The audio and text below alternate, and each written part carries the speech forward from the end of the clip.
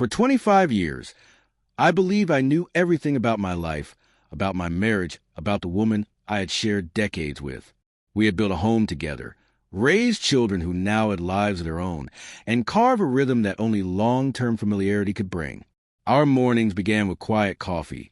Our evenings ended with soft conversation, and in between, we navigated the challenges of aging, careers, and the countless small compromises that marriage demands. I thought I understood her completely.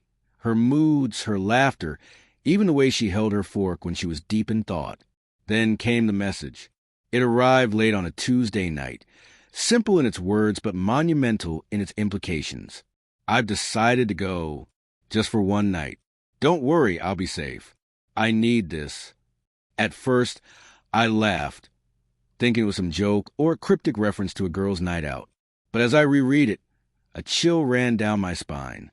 The words were deliberate, carefully chosen. She wasn't joking. This wasn't an impulse or a harmless adventure. She was talking about something I had never imagined she would consider, something I would have thought impossible after a lifetime together. A swingers party. My heart raced, and my mind raced faster. Questions flooded me like a storm. Why now? After 25 years, what could possibly drive her to risk everything we had built? Did she feel unfulfilled? Was I not enough? Had I failed in ways I had never noticed? Every memory, every tender moment we had shared, now felt fragile, as if they could crumble with the weight of this revelation.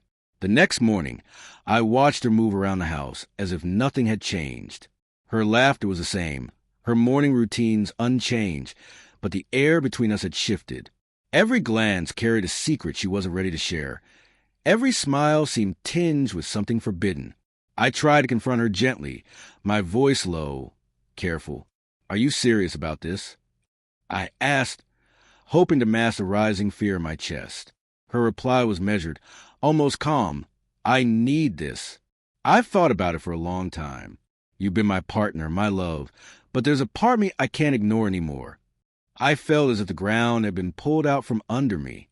25 years, a quarter century, and yet, in a single night, she was willing to step into a world I didn't recognize, a world I had only heard of in whispers and rumors, a world that threatened everything we had fought to protect. I spent the day in a fog of disbelief and quiet anguish. Friends called. Family stopped by, but my mind remained locked in a loop of questions and what-ifs. The house, usually a sanctuary, now felt like a courtroom where I was a defendant accused of failing to see her hidden desires. I wanted to scream, to beg, to reason, but I also knew that whatever words I chose might either push her further away or ignite a confrontation I wasn't prepared for. That evening, as she prepared to leave, she hugged me with the warmth and familiarity I had clung to for decades. Her touch was tender, yet distant, a paradox that left me unsettled. I'll be careful, she whispered. I'll come back and we'll talk.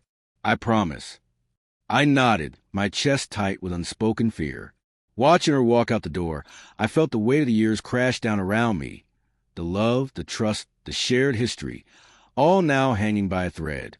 The hours passed slowly, every tick of the clock amplifying the anxiety I could not shake.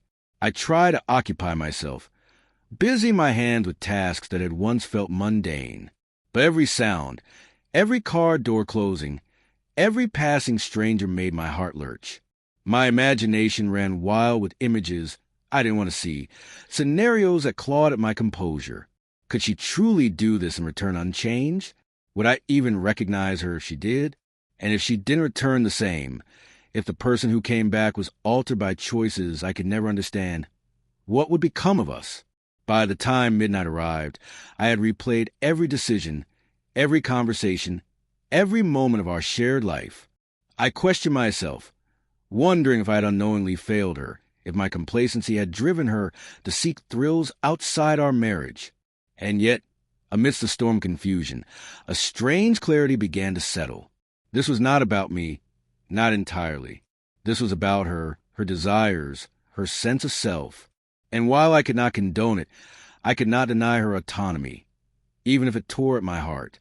When she finally returned, hours later, I felt a mixture of relief and wariness. The woman who walked and looked the same, yet somehow different, carrying an energy I had not seen in years. She smiled at me, tried to bridge the gap with familiarity, and yet I could not move past the tension that had lodged itself deep within my chest. We spoke, cautiously at first, exchanging words that were heavy with unspoken truths. I listened as she described the night, her voice careful, precise, almost clinical in its recounting, as if rehearsed. And then I realized something profound. Nothing about this would ever be the same. Our life together, our trust, our assumptions about each other, everything had been challenged, shifted, and reframed.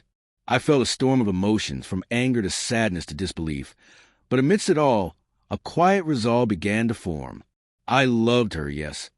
But I also knew that love, no matter how enduring, could not erase the reality of choices made, risks taken, and boundaries crossed.